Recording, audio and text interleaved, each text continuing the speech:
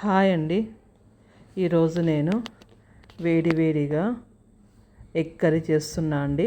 ఇది నా స్టైల్లో టేస్టీగా సూపర్గా ఉంటుంది. ఒక్కసారి ట్రై చేసి చూడండి. హాయ్ అండి, welcome to yours Geetha channel. ఇలా ఎగ్ కర్రీ చేసేటప్పుడు ఎగ్ కర్రీ తినడం అందరికి ఇష్టం, కానీ ఆనియన్స్ కట్ చేయడం అంటే అందరికి ఒక టాస్క్ అండి. అందుకే నేను ఇలాంటి ఒక బాక్స్ తీసుకున్నా. ఇది ఈజీగా ఉంటుంది. ఆ బాక్స్లో పెట్టి జస్ట్ ఇట్లా 2-3 స్టెప్స్ కట్టి కొట్టేసరికి చిన్న చిన్న పీసెస్ అయి కింద పడుతుంది. ఈజీగా ఉంటుంది, టైం సేవ్ అవుతుందండి. Main first of all time saving ఒకటి అవుతుంది. ఇంకోటి కళ్ళు మంటలేవు. మనం చేతితో కట్ చేసినాం అనుకో, అవి అయిపోయిన తర్వాత టైం పడుతుంది, కళ్ళకి వాటర్ వస్తూ ఉంటాయండి. ఇది ఈజీ ప్రాసెస్ అండి. ఇది ఒక బాక్స్ తెచ్చిపెట్టుకున్నారంటే, ఆనియన్స్ కట్ట తెచ్చిపెట్టుకున్నారంటే మీకు ఈజీగా ఉంటుంది. ఇప్పుడు ఒక బౌల్లో ఆయిల్ తీసుకోండి. ఈ కర్రీకి ఎగ్ కర్రీకి కొంచెం ఆయిల్ ఎక్కువ ఉంటేనే బాగుంటుందండి. తక్కువ ఉంటే కొంచెం డ్రైగా ఉంటుంది. కొంచెం ఆయిల్ వేడెక్కిన తర్వాత ఆవాలు, కొన్ని జీలకర్ర వేసి కొంచెం వేగనివ్వాలి. అది కొంచెం వేగిన తర్వాత ఇప్పుడు మనం కట్ చేసి పెట్టుకున్న ఆనియన్స్ మొత్తం దాంట్లో వేయాలి. చూడ్డానికి ఇన్ని ఆనియన్స్ అనిపిస్తుంది కదా, మొత్తం ఉడికి దగ్గరికి అయ్యేసరికి దీంట్లో ఆఫ్ అయిపోతుందండి మొత్తం ఆనియను. అంటే అంత మంచిగా వేయించుకుంటేనే మీకు మంచి టేస్ట్ ఉంటుంది. లేదంటే మీరు తినేటప్పుడు పళ్ళ కింద పడి కొంచెం ఉడికినట్టుగా ఉంటుందండి, టేస్ట్ బాగుండదు. కాబట్టి కొంచెం ఉడికించాలి, బాగా వేయించాలి. ఇప్పుడు దాంట్లో కొన్ని పచ్చిమిర్చి వేస్తా. పచ్చిమిర్చి, కరివేపాకు ముందు వేస్తే దీని ఫ్లేవర్ చాలా బాగుంటుంది.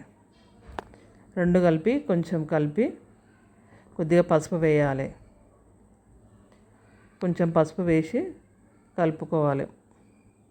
మంచి వేగనియాలండి. ఎంత వేగితే టేస్ట్ ఈ కర్రీ అంత టేస్ట్ ఉంటుందండి. ఎగ్ కర్రీకి మెయిన్ ఆనియన్స్ ఉడకాలి. ఆనియన్స్ ఉడకాలంటే కొంచెం సాల్ట్ వేయాలి.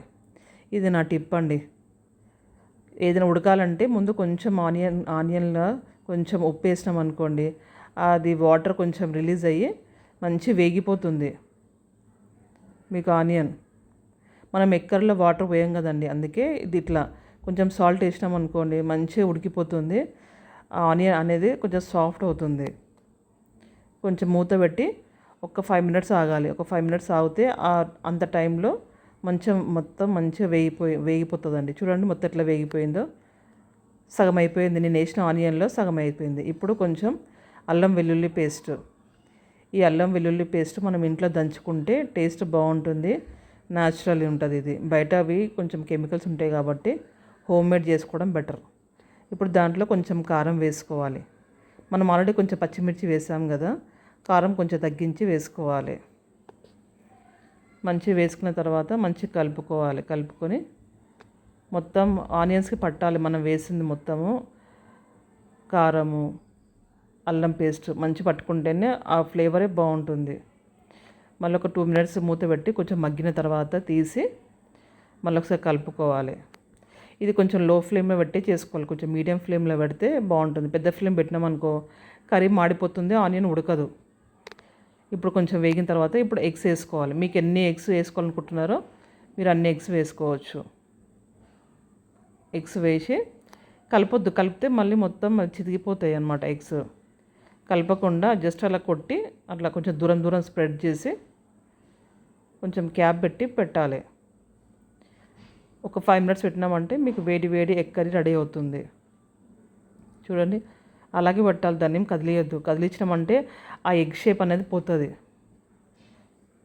చూడండి అలా తీసిన తర్వాత లాస్ట్లో చివరిలో మనం కొంచెం ధనియాల పొడి వేసుకోవాలండి. టేస్ట్ మొత్తం దీని నుంచే ఉంటుందండి. ధనియాల పొడి వేస్తే ఆ ఫ్లేవరు చాలా బాగుంటుంది అసలు. ఎగ్ కర్రీ మొత్తం మీకు ఇల్లంతా ఎగ్ కర్రీ స్మెల్ వచ్చేస్తుంది అది కొట్టేసరికి. లాస్ట్ మీరు కొత్తిమీర ఎంత వేసుకుంటే మీకు అంత టేస్ట్ ఉంటుంది ఎగ్ కర్రీ అనేది. లాస్ట్లో మనం వేసేది కొత్తిమీర కాబట్టి టేస్ట్ సూపర్గా ఉంటుందండి. కొత్తిమీర వేసి దించేయడమే. వేడిగా తింటే సూపర్గా ఉంటుంది. నా వీడియో నచ్చినట్టయితే ప్లీజ్ లైక్, షేర్, సబ్స్క్రైబ్ చేసుకోండి. Thank you for watching. Bye.